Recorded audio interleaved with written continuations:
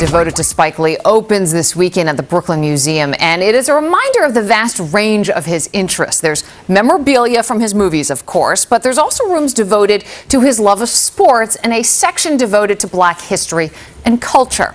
Our entertainment reporter Sandy Kenyon got a private tour of the show from the man himself, and Sandy's here to tell us all about it. Sandy. Liz, the chance to experience this alone with just Spike Lee and cameraman Fred Mason was one of the greatest assignments I've ever had in this job.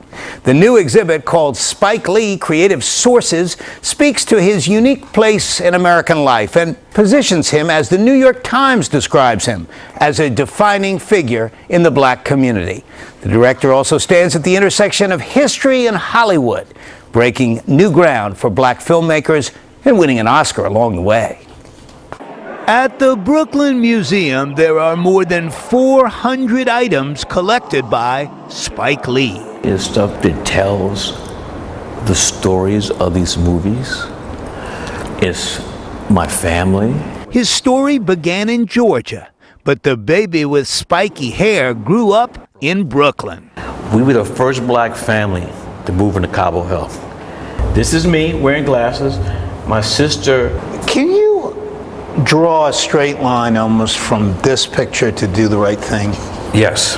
You the man. No, you the man. No, you the man. No, you the man. Like Mookie, Spike grew up in what was then a predominantly Italian-American neighborhood. You don't forget that stuff, and it comes back. During a private tour, Spike told me most of this comes from the office of his film company. The people who weren't getting into my office can now see the art, the photography, the sports memorabilia that was on the walls. His love of sports, and his beloved Knicks in particular, is obvious. These are all game-worn jerseys, many of them signed. So many signatures, including one from Michael Jordan after the Knicks lost to his Chicago Bulls. To Spike, sorry. But his most treasured item is not from any athlete or actor. His most valuable possession isn't a prop or a poster, or even the guitar given to him by Prince. It's a flag.